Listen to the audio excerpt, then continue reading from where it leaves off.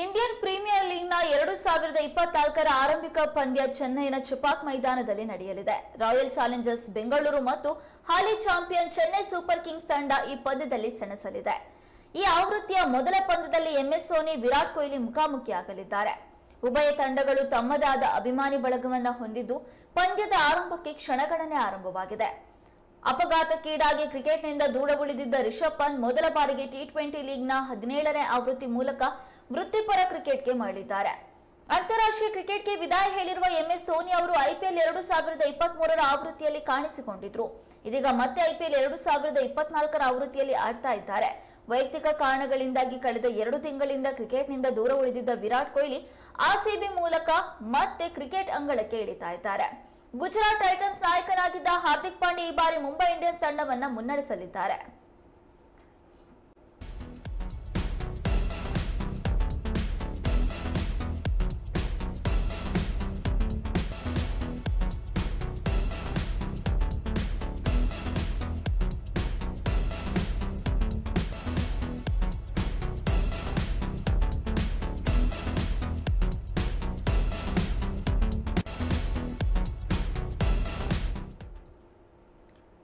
IPL ಅಥವಾ Indian premier league ಭಾರತದಲ್ಲಿ IPL ಪ್ರಾರಂಭವಾಗ್ತಾ ಇದೆ ಅಂದ್ರೆ ಹಬ್ಬನೇ ಪ್ರಾರಂಭವಾಗ್ತಾ ಇದೆ ಅಂತ.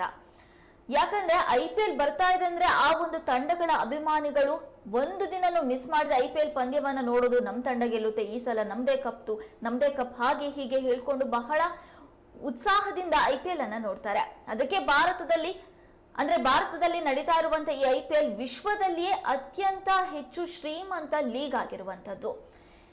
ಇದೀಗ 2024ರ ಐಪಿಎಲ್ ಪಂದ್ಯಾವಳಿ ಇವತ್ತಿನಿಂದ ಪ್ರಾರಂಭವಾಗುತ್ತೆ. ಮಾರ್ಚ್ 22ರಿಂದ 17ನೇ ಆವೃತ್ತಿಯ ಐಪಿಎಲ್ ಪಂದ್ಯ ಪ್ರಾರಂಭವಾಗಲಿದ್ದು, ಮೊದಲ ಪಂದ್ಯ ಆರ್ಸಿಬಿ ಮತ್ತು ಸಿಎಸ್ಕೆ ನಡುವೆ ನಡೆಯಲಿದೆ.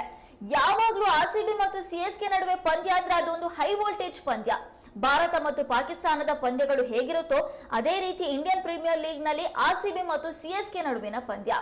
ಯಾವ ಟೀಮ್ ವಿನ್ ಆಗುತ್ತೆ ಅಂತ ಕಾತರದಿಂದ ಅಭಿಮಾನಿಗಳು ಕಾಯ್ತಾ ನೋಡ್ತಾ ಇರ್ತಾರೆ. ಹಾಗಾಗಿ ಈ ಬಾರಿ ಬಿಸಿಸಿಐ ಐಪಿಎಲ್ ಪ್ರಾರಂಭವನ್ನ ಮಾಡ್ತಾ ಇರುವಂತದ್ದೇ ಸಿಎಸ್ಕೆ ಮತ್ತು ಆರ್ಸಿಬಿ ಪಂದ್ಯ ಅನ್ನುವಂತಹ ಹೈ ವೋಲ್ಟೇಜ್ ಪಂದ್ಯಗಳಿಂದ. ಇವತ್ತು ಚೆನ್ನೈನ ಚಿದಂಬರಂ ಸ್ಟೇಡಿಯಂನಲ್ಲಿ ಆರ್ಸಿಬಿ ಮತ್ತು ಸಿಎಸ್ಕೆ ನಡುವೆ ಪಂದ್ಯ ಆರಂಭವಾಗಲಿದೆ. ವಿರಾಟ್ ಕೊಹ್ಲಿ ಮತ್ತು ಧೋನಿ ಅಖಾಡಕ್ಕೆ ಇಳಿತಾ ಇದ್ದಾರೆ. ಆದ್ರೆ ಈ ಬಾರಿ ಧೋನಿ ಅವರು ಸಿಎಸ್ಕೆ ನಾಯಕತ್ವದಿಂದ ಕೆಳಗಿಳಿದಿದ್ದು, ಋತುರಾಜ್ ಗಾಯಕ್ವಾಡ್ ಅವರು ನಾಯಕತ್ವವನ್ನ ವಹಿಸಿಕೊಂಡಿದ್ದಾರೆ.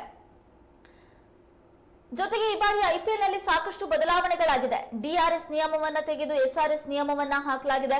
ಇನ್ನು ಗುಜರಾತ್ ಟೈಟನ್ಸ್ ನ ನಾಯಕನಾಗಿದ್ದಂತಹ ಹಾರ್ದಿಕ್ ಪಾಂಡ್ಯ ಅವರನ್ನ 15 ಕೋಟಿ ಕೊಟ್ಟು ಮುಂಬೈ ಇಂಡಿಯನ್ಸ್ ಖರೀದಿ ಮಾಡಿ ಇದೀಗ ಮುಂಬೈ ಇಂಡಿಯನ್ಸ್ ನ ನಾಯಕನಾಗಿ ಅವರು ಮುಂಬರುವ ದಿನಗಳಲ್ಲಿ ಆಡಲಿದ್ದಾರೆ. ಜೊತೆಗೆ 2 ತಿಂಗಳಿನಿಂದ ದೇಶೀಯ ಕ್ರಿಕೆಟ್ನಿಂದ ದೂರವಾಗಿದ್ದಂತಹ ವಿರಾಟ್ ಕೊಹ್ಲಿ ಅವರು ಇದೀಗ ಆರ್ಸಿಬಿ ಪರವಾಗಿ ಐಪಿಎಲ್ ನಲ್ಲಿ ಕ್ರಿಕೆಟ್ ಅಂಗಳಕ್ಕೆ ಇಳಿತಾ ಇದ್ದಾರೆ.